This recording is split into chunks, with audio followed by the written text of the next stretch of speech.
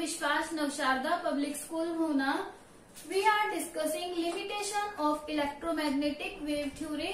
हम लोग electromagnetic wave theory की लिमिटेशन डिस्कस कर रहे थे, जिसमें से फर्स्ट एंड सेकंड लिमिटेशन हम कंप्लीट कर चुके हैं।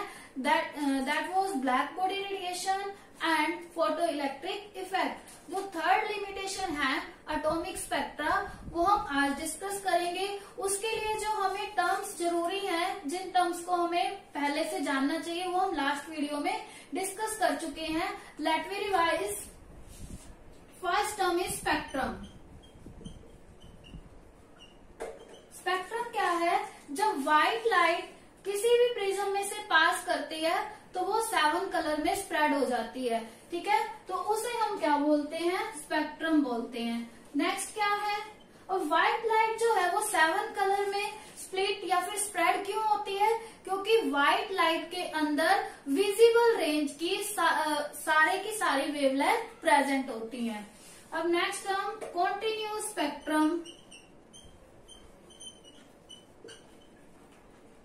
कॉन्टिन्यूस स्पेक्ट्रम ये है कि जो स्पेक्ट्रम जिसमें सारे कलर आपस में मर्ज दिखाई दें, ठीक है। ऐसा स्पेक्ट्रम जिसमें सभी कलर आपस में मर्ज दिखाई देते हैं, उस स्पेक्ट्रम को हम क्या बोलते हैं? Continuous spectrum. अब नेक्स्ट है एमिशन स्पेक्ट्रम।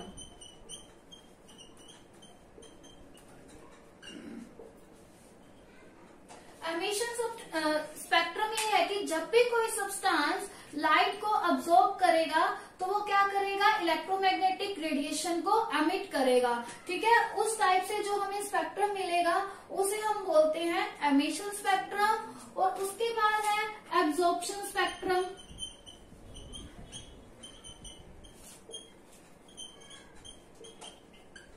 एब्जॉर्प्शन स्पेक्ट्रम क्या होता है? ये एमिशन स्पेक्ट्रम का बिल्कुल अपोजिट होगा, ठीक है।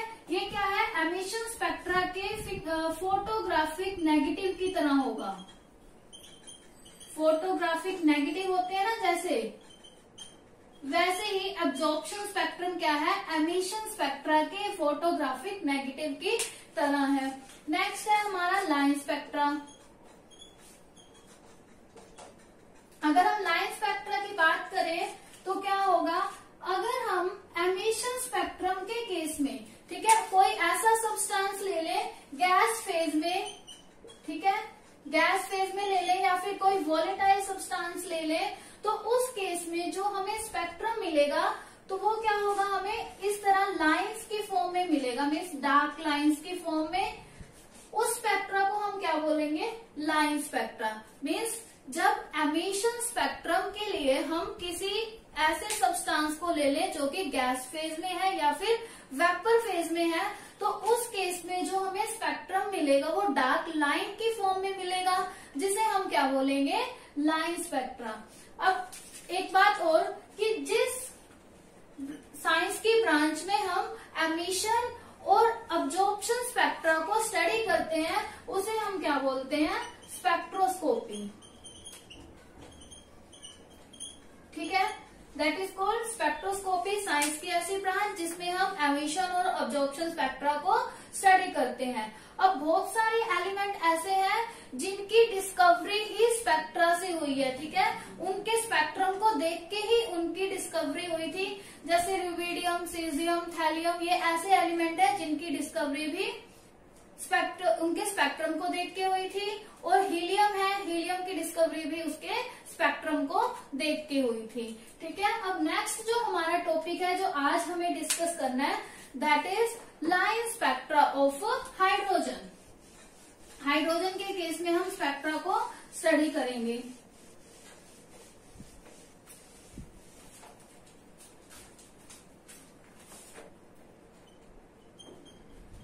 Line spectra of hydrogen.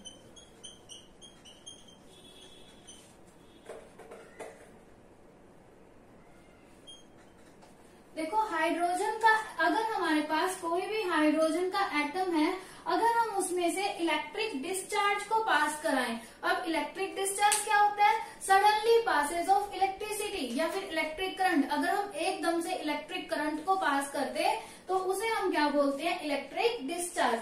अगर हम हाइड्रोजन के किसी एटम में से इलेक्ट्रिक डिस्चार्ज को पास कराते हैं तो क्या होगा, ये लाइन स्पेक्ट्रा शो करेगा। अब कैसे लाइन स्पेक्ट्रा को शो करेगा, सबसे पहले जब लाइन स्पेक्ट्रा की स्टडी हुई तो अलग अलग लाइंस की स्टडी हुई, इसके अंदर अलग अलग लाइंस प्रेजेंट है और उन लाइंस के नेम उन साइंटिस्ट के नेम पर है जिन्होंने उसकी डिस्कवरी की थी। सबसे पहले हाइड्रोजन एटम के स्पेक्ट्रम में डिस्कवरी हुई थी बाल्मर सीरीज की।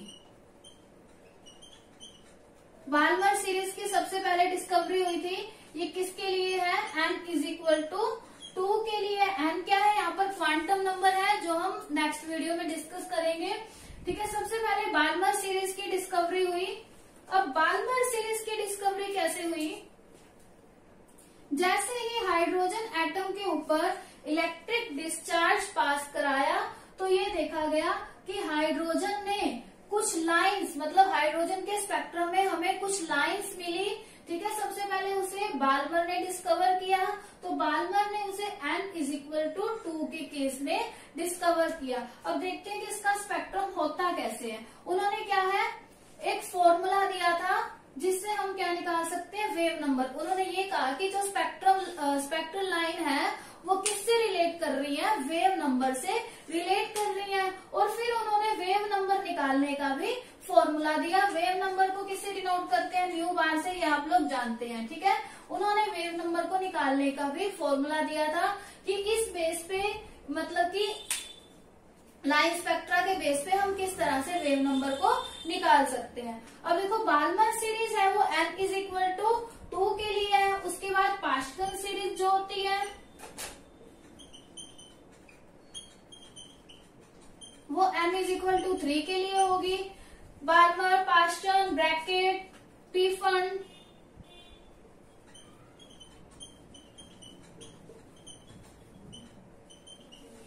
ठीक है। सीरीज ये n=4 के लिए है, ये n=5 के लिए है। बट n=1 की बाल्मर सीरीज के बाद में डिस्कवरी हुई थी जो क्या है, n=1 के लिए लाइमन सीरीज।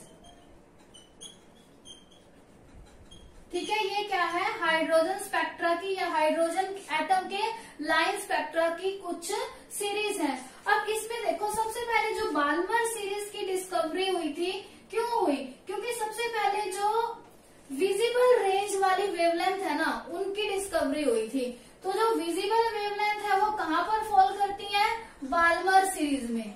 ठीक है, विजिबल वेवलेंथ होती है इसके अंदर, तो इसीलिए सबसे पहले बाल्मर मतलब n=2 के लिए डिस्कवरी हुई थी। अब देखो होता क्या है, ये एटॉमिक स्पेक्ट्रा के बारे में तो आप जानते हैं। जैसे ही हाइड्रोजन के एटम ने एनर्जी को या फिर जब इलेक्ट्रिक चार्ज इसमें से पास कराया गया तो क्या होगा, हाइड्रोजन के अंदर जो इलेक्ट्रॉन है वो ग्राउंड स्टेट से कहाँ चला जाएगा, एक्साइटेड स्टेट में। ठीक है, अब हम ये देख रहे हैं कि कैसे फॉर्म होती है।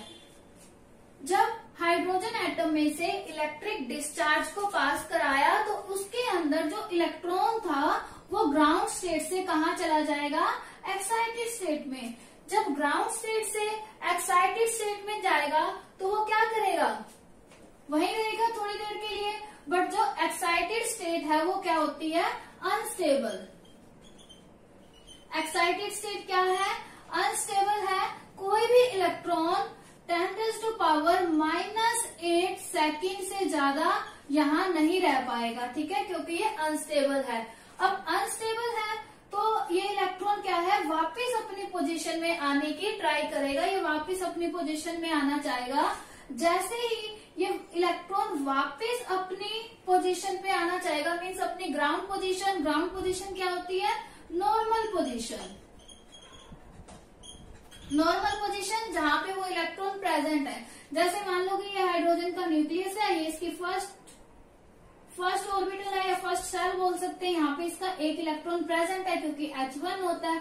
अब इसके बाहर K, L, M, N बहुत सारे होंगे। ठीक है, अब एक्साइटेड का मतलब क्या होता है कि इस शेल से नेक्स्ट शेल में या फिर उससे नेक्स्ट में या फिर उससे नेक्स्ट में चले जाना। अब मान लो कि कोई भी इलेक्ट्रॉन अपने से ज्यादा हाई एनर्जी वाली शेल में चला गया तो वो क्या है, वहां पे ज्यादा देर तक नहीं रह पाएगा। ठीक है, वो क्या है, अपनी स्टेट पे ही वापस आना चाहेगा। तो जब वो वापस आएगा तो वो क्या करेगा, एनर्जी को या फिर इलेक्ट्रोमैग्नेटिक रेडिएशन को एमिट करेगा। क्या करेगा, वो इलेक्ट्रोमैग्नेटिक रेडिएशन को एमिट करेगा। उन इलेक्ट्रोमैग्नेटिक रेडिएशन से जो हमें स्पेक्ट्रम मिलेगा उसे हम बोलते हैं एमिशन स्पेक्ट्रम। और एमिशन स्पेक्ट्रम, अब हाइड्रोजन है, गैस फेज में है, तो इस केस में हमें क्या मिलेगा, बीच में डार्क कलर की लाइंस दिखाई देंगी, जिसे हम क्या बोलते हैं, लाइन स्पेक्ट्रम ऑफ हाइड्रोजन। सबसे पहले किसकी डिस्कवरी हुई थी, बाल्मर सीरीज की, फिर पास्टन, ब्रैकेट, पीफर्न, लाइमन, इन सब सीरीज की डिस्कवरी हुई और इनका नेम इनके साइंटिस्ट के बेस पे था। अब इसका एनर्जी लेवल डायग्राम बना लेते हैं।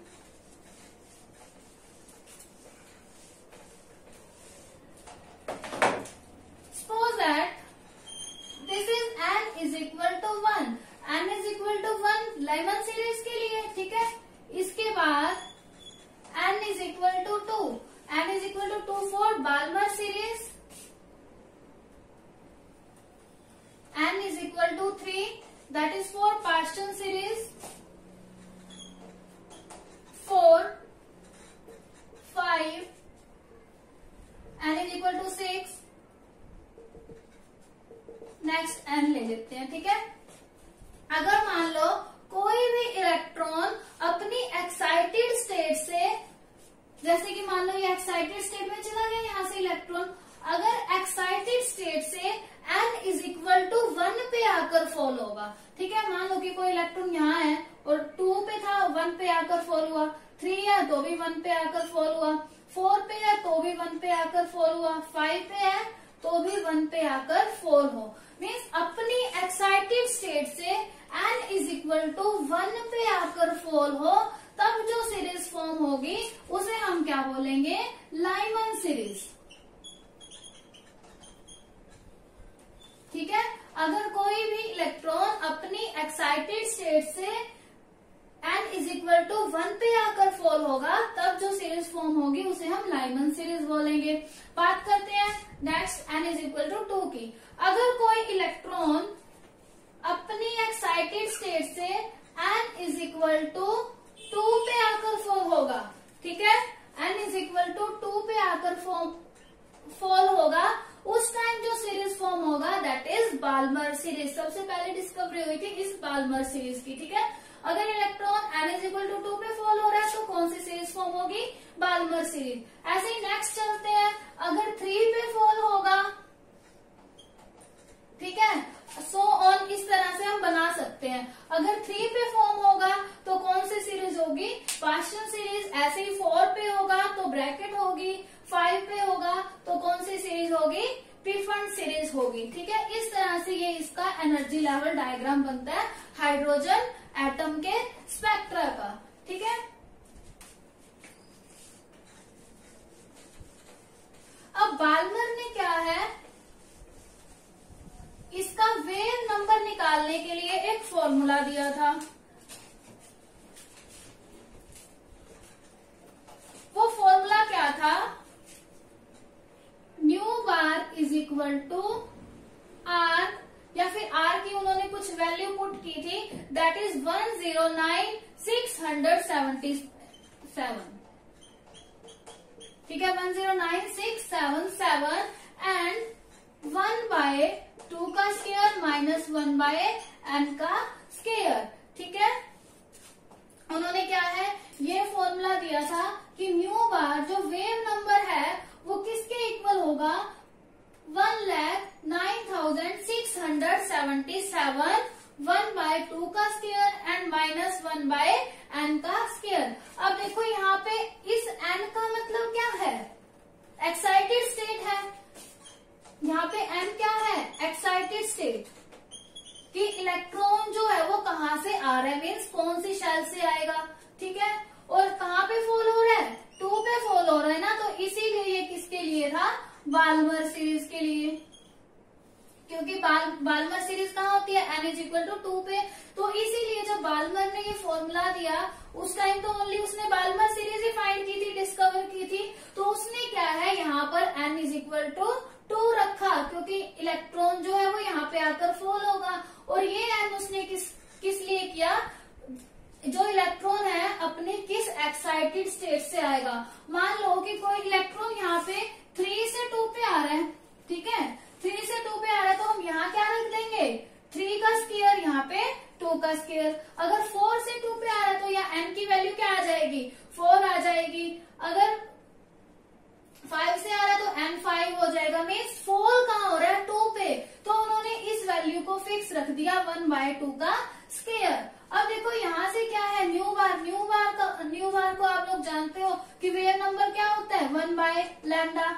यहाँ से क्या होगा, हम वेवलेंथ निकाल सकते हैं 109,677 1/2 का स्क्वायर माइनस 1/n का स्क्वायर। ये फॉर्मूला तो फाइंड किया था बाल्मर ने, लेकिन उसके बाद एक साइंटिस्ट आए रिडबर्ग, जिन्होंने सभी लाइंस के लिए फॉर्मूला क्या है रीजनरेट कर दिया। उन्होंने क्या किया, इस 2 को हटा दिया, ठीक है, क्योंकि उस टाइम पे लाइन फॉर्म हो चुकी थी बहुत सारी, ठीक है। उन्होंने इस 2 को हटा के यहाँ पे क्या रख दिया, n1, और यहाँ क्या रख दिया, n2। तो रिडबर्ग ने जो फॉर्मूला दिया, उनके फॉर्मूला में क्या था, this formula is given by Balmer, ठीक है। अब जो राइट कर रहे हैं वो किसने दिया, रिडबर्ग ने।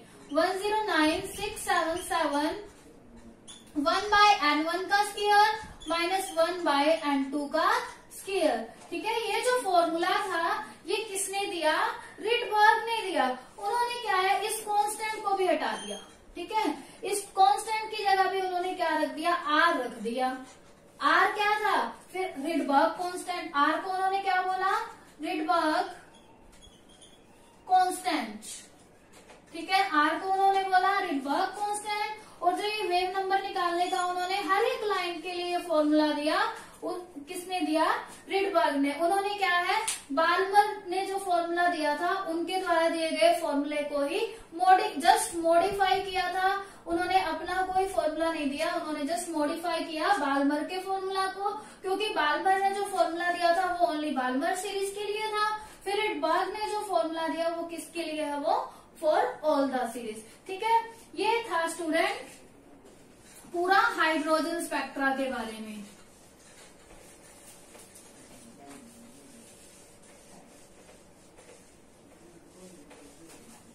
हाइड्रोजन स्पेक्ट्रा के बाद जो हमारा नेक्स्ट टॉपिक है that is Bohr model of atom, ठीक है। नेक्स्ट जो टॉपिक है हमारा बोहर मॉडल ऑफ एटम। इसमें क्या है, बोहर ने पोस्टुलेट दिए हाइड्रोजन एटम के लिए, ठीक है। जो बोहर का मॉडल था वो था किसके लिए, वो भी ओनली हाइड्रोजन एटम के लिए ही था। Bohr model of hydrogen atom, hydrogen atom के लिए बोहर ने क्या किया था, पोस्टुलेट दिए थे। अब वो पोस्टुलेट 1 बाय 1 हम स्टडी करेंगे। फर्स्ट पोस्टुलेट क्या था कि अगर हमारे पास एक एटम है, उन्होंने क्या था, जो पोस्टुलेट दिए थे वो हाइड्रोजन एटम के थे, या फिर हम ये भी बोल सकते हैं hydrogen like atom, hydrogen like atom. अब हाइड्रोजन लाइक एटम मीन्स जिसमें ओनली 1 इलेक्ट्रॉन प्रेजेंट है। जैसे मान लो हमारे पास है हीलियम पॉजिटिव है तो इसके अंदर भी 1 इलेक्ट्रॉन प्रेजेंट है। लिथियम 2 पॉजिटिव, इसमें भी 1 इलेक्ट्रॉन है। तो उसने बोहर ने जो मॉडल दिया वो किसके लिए था, हाइड्रोजन एटम के लिए, या फिर हाइड्रोजन लाइक एटम, या फिर हाइड्रोजन लाइक स्पीशीज भी बोल सकते हैं। अब इनके पोस्टुलेट 1 बाय 1 हम स्टडी करते हैं। फर्स्ट पोस्टुलेट ये था कि उन्होंने कहा कि अगर कोई भी एटम है, ठीक है, हमारे पास ये एटम है, उन्होंने कहा कि इसके सेंटर में इसका न्यूक्लियस प्रेजेंट होगा। Means nucleus is present at the centre of the atom and electron revolve around the nucleus, ठीक है। उन्होंने ये कहा कि न्यूक्लियस जो है वो सेंटर में प्रेजेंट है और इलेक्ट्रॉन जो है वो इसके चारों तरफ रिवॉल्व कर रहे हैं, ठीक है। किस तरह से वो इसके चारों तरफ रिवॉल्व कर रहे हैं। और उन्होंने कहा कि ये फिक्स्ड ऑर्बिट है। उन्होंने कहा कि एक इलेक्ट्रॉन जो है वो फिक्स्ड ऑर्बिट में ही है। क्या बोला इन्होंने, इसको फिक्स्ड ऑर्बिट या फिर उन्होंने क्या बोला, स्टेशनरी ऑर्बिट भी बोला। ठीक है, और उन्होंने क्या है, जैसे किसी भी ऑर्बिटल की जो ऑर्बिट की जो रेडियस है उसको निकालने का भी फॉर्मूला दिया। अब रेडियस कैसे निकाल सकते हैं, मान लो कि फर्स्ट ऑर्बिट में है, पहले हम फॉर्मूला राइट कर लेते हैं, Rn is equal to N square. ठीक है, ये फॉर्मूला था किसी भी ऑर्बिट की रेडियस निकालने का। सपोज दैट अगर फर्स्ट ऑर्बिट में है तो क्या हो जाएगा, R1 हो जाएगा, यहाँ पे क्या हो गया R1 1 का स्क्वायर, और इसकी वैल्यू है ए नोड की वैल्यू जो है फिक्स रहेगी, दैट इज 52.9 पिकोमीटर। ठीक है, ये वैल्यू हमेशा फिक्स रहेगी 52.9। और रेडियस कैसे, अगर फर्स्ट ऑर्बिट में है तो 1 रख देंगे, सेकंड में है तो 2 पुट कर देंगे, इस तरह से सो ऑन, एन में है तो एन पुट कर देंगे। उन्होंने कहा कि इस तरह से हम किसी भी ऑर्बिट की रेडिएशन निकाल सकते हैं। ठीक है, अब सेकंड पोस्टुलेट की बात करते हैं। सेकंड पोस्टुलेट में उन्होंने ये कहा कि जब भी कोई इलेक्ट्रॉन एक्साइटेड स्टेट में जाएगा, ये हम एटॉमिक स्पेक्ट्रम में पढ़ चुके हैं वैसे, कि जब भी कोई इलेक्ट्रॉन, मान लो कि वो यहाँ था, ठीक है, वो एक्साइटेड स्टेट में जा रहा है, तो या तो यहाँ जाएगा या फिर यहाँ जाएगा, कि जब भी कोई इलेक्ट्रॉन एक्साइटेड स्टेट में जाएगा तो वो एनर्जी को अब्सॉर्ब करेगा, और जब भी वो एक्साइटेड स्टेट से वापस आएगा तो एनर्जी को एमिट करेगा। ठीक है, सेकंड पोस्टुलेट बोहर ने क्या दिया कि जब कोई भी इलेक्ट्रॉन एक्साइटेड स्टेट में जाएगा तो वो क्या करेगा, कोई इलेक्ट्रॉन है अगर वो एक्साइटेड स्टेट में जा रहा है तो वो क्या करेगा, एनर्जी को अब्सॉर्ब करेगा। ठीक है, एनर्जी को अब्सॉर्ब करेगा। बट इलेक्ट्रॉन अगर अपनी ग्राउंड स्टेट में वापस आ रहा है, अगर एक्साइटेड से ग्राउंड में आ रहा है तो वो क्या करेगा, एनर्जी को रिलीज करेगा। अब इस टाइम पे भी इसकी कुछ ना कुछ एनर्जी है, इस टाइम पे भी इसकी कुछ ना कुछ एनर्जी है, मतलब कि E initial minus E final. अगर हमें इन दोनों के बीच का एनर्जी डिफरेंस निकालना है तो कैसे निकाल सकते हैं, delta E is equal to E final minus E initial. इस फॉर्मूला से हम दोनों स्टेट की एनर्जी का डिफरेंस निकाल सकते हैं। और बोहर ने ये बोला कि जो इलेक्ट्रॉन है वो अपनी स्टेशनरी स्टेट पे है, तो स्टेशनरी स्टेट पे जो उसकी एनर्जी होगी that is En is equal to minus Rn, En is equal to minus Rn 1/n का स्क्वायर। ठीक है, ये बोला बोहर ने कि जब भी कोई इलेक्ट्रॉन अपनी स्टेशनरी स्टेट पे है तो उस स्टेशनरी स्टेट पे जो किसी इलेक्ट्रॉन की एनर्जी होगी वो ये होगी En is equal to minus Rn 1/n का स्क्वायर। बट यहाँ पर माइनस साइन जो है वो क्यों लगा, देखते हैं। अगर मान लो कि n की वैल्यू है इन्फिनिटी, ठीक है, n की वैल्यू इन्फिनिटी मीन्स कहीं भी हो सकता है, बहुत दूर, हमें कुछ उसकी फिक्स वैल्यू नहीं पता, तो हम बात करते हैं E इन्फिनिटी हो जाएगा, मतलब कि इन्फिनिटी ऑर्बिट में किसी भी इलेक्ट्रॉन की एनर्जी माइनस R इन्फिनिटी हो गया, और 1/n स्क्वायर इन्फिनिटी का स्क्वायर इन्फिनिटी। बट 1/इनफाइनाइट की वैल्यू क्या होती है, 0। 1/इनफाइनाइट की वैल्यू 0, तो E इनफाइनाइट की वैल्यू भी क्या हो गई, 0। मीन्स किसी भी इनफाइनाइट ऑर्बिट में इलेक्ट्रॉन की जो एनर्जी है वो क्या होगी, 0। अब इनफाइनाइट ऑर्बिट में इलेक्ट्रॉन की एनर्जी 0 हो गई, तो बाकी सब ऑर्बिट जो है वो उससे पहले ही होंगी। अब बात कर लेते हैं ऑर्बिट की, ये first orbit, second, third, infinite कहाँ होगी, बहुत दूर होगी, दैट इज इनफाइनाइट। अगर यहाँ पे एनर्जी 0 हो रही है तो बाकी जो एनर्जी है वो न्यूक्लियस के पास, उनकी एनर्जी तो और भी कम होनी चाहिए। ठीक है, इसीलिए इनके आगे क्या लगता है, नेगेटिव साइन। इसीलिए बोहर ने इसकी एनर्जी में मीन्स इलेक्ट्रॉन की एनर्जी ऑन स्टेशनरी स्टेट यहाँ पर क्या लगाया फॉर्मूला में, नेगेटिव साइन, क्योंकि E इनफाइनाइट स्टेट पे एनर्जी क्या है, 0। ठीक है, अब थर्ड पोस्टुलेट की बात करते हैं। थर्ड पोस्टुलेट में उन्होंने यही बोला कि जो बोहर का मॉडल है वो हाइड्रोजन एटम पे भी अप्लाई होगा और हाइड्रोजन लाइक स्पीसीज पे भी अप्लाई होगा। बट डिफरेंस क्या है, यहाँ पर एनर्जी निकालने का फॉर्मूला उन्होंने ये दिया था En is equal to -Rn/1 का n²। अब 1 क्या था, यहाँ पर हाइड्रोजन का एटॉमिक नंबर है। बट अगर हम हाइड्रोजन लाइक स्पीशीज ले लें तो यहाँ पर हम क्या लगाएंगे, 1 की जगह Z का स्केयर। तो हाइड्रोजन लाइक स्पीशीज के लिए जो बोहर ने फॉर्मूला दिया एनर्जी निकालने का, that is En is equal to -Rn/Z² this is a third postulate of Bohr model. ठीक है, अब जैसे हम हीलियम की बात करें तो हीलियम का एटॉमिक नंबर 2 है, तो यहाँ पर 2² Z² की जगह हम क्या लिखेंगे, 2 का स्क्वायर 4, बाकी सब क्या है, सेम ही रहेगा। बात करते हैं फोर्थ पोस्टुलेट।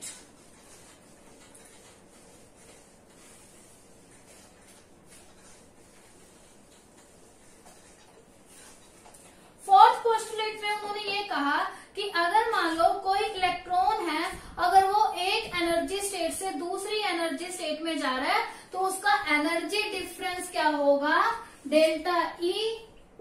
अब डेल्टा ई हमें पता है किसके इक्वल होता है, एच न्यू। ये हम पढ़ चुके हैं पहले कि डेल्टा ई किसके इक्वल होगा, एच न्यू के इक्वल। ठीक है, अब यहां से अगर हम वैल्यू निकालना चाहें न्यू की तो क्या हो जाएगा, डेल्टा ई बाय एच। ये भी किसने दिया, बोहर ने। कब फॉर्मूला दिया ये, जब भी कोई इलेक्ट्रॉन एक स्टेट से दूसरी स्टेट में जा रहा है, मीन्स एक एनर्जी स्टेट से दूसरी एनर्जी स्टेट में जा रहा है। ठीक है, अब नेक्स्ट उन्होंने ये बोला कि किसी भी इलेक्ट्रॉन का जो एंगुलर मोमेंटम है, फिफ्थ पोस्टुलेट की बात करते हैं, किसी भी इलेक्ट्रॉन का एंगुलर मोमेंटम, अगर नॉर्मल मोमेंटम की बात करें तो it is denoted by P and equal to mv। ठीक है, बट एंगुलर मोमेंटम किसके इक्वल होता है, mvr। ठीक है, दिस इज एंगुलर मोमेंटम। अब उसने कहा बोहर ने कि जो एंगुलर मोमेंटम है किसी इलेक्ट्रॉन का, वो क्या होगा, h/2π का इंटीग्रल मल्टीपल होगा। ठीक है, एंगुलर मोमेंटम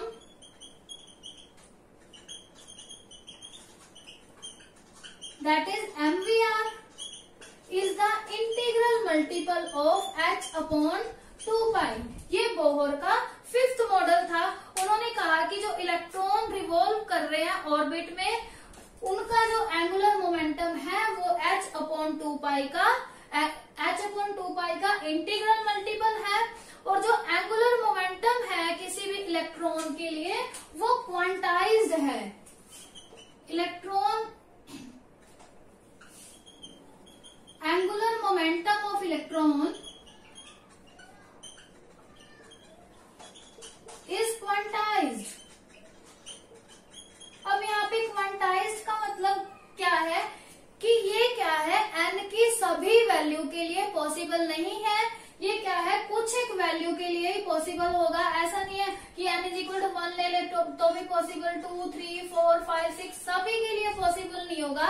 ये बीच बीच में से डिफरेंट वैल्यू पे पॉसिबल होगा और अदर वैल्यू पे ये पॉसिबल नहीं होगा। इसे हम बोलते हैं क्वांटाइज। अगर हम क्वांटाइज की बात करें किसी और केस में कर ले, जैसे कोई भी इलेक्ट्रॉन एक्साइटेड कर रहा है, मतलब कोई भी इलेक्ट्रॉन ग्राउंड स्टेट से एक्साइटेड स्टेट में जा रहा है, एक्साइटेड स्टेट से वापस आ रहा है तो एनर्जी एमिट कर रहा है। एनर्जी एमिट कर रहा है तो विजिबल रेंज, उसकी एनर्जी के अंदर क्या होगा, वेवलेंथ होगी। अब उसकी जो वेवलेंथ से हमें स्पेक्ट्रम मिलेगा वो हमें अलग अलग ऐसे डार्क लाइन बीच बीच में क्यों मिलती है, क्योंकि उसमें क्या है, कुछ वेवलेंथ अब्सॉर्ब हो जाती है। जो हमने एटम लिया है, जो सब्सटेंस लिया, उसने क्या किया, कुछ वेवलेंथ को अब्सॉर्ब कर लिया, जिसकी वजह से जो स्पेक्ट्रम था बीच बीच में से वो हमें डार्क दिखाई देगा, क्योंकि वो वेवलेंथ वहां से कहाँ चली गई, एटम के अंदर या फिर उस सब्सटेंस के अंदर अब्सॉर्ब हो गई। तो इट मीन्स जो ये डार्क लाइन मिल रही है वो क्या मिल रही है हमें, डिस्क्रीट वैल्यू पे, अलग अलग वैल्यू पे। कौन सी वैल्यू पे, जो वेवलेंथ सब्सटेंस ने अब्सॉर्ब कर ली। ठीक है, डिस्क्रीट का मतलब होता है अलग अलग वैल्यू पे कुछ डिफरेंट थिंग मिलना, ठीक है। ऐसा नहीं कि कॉन्टिन्यूसली वैल्यू पे हमें वही चीज मिल रही है, डिस्क्रीट वैल्यू पे मिल रही है, डिफरेंट वैल्यू पे, ठीक है student. This is the Bohr model of hydrogen atom. हम क्या करेंगे, इसकी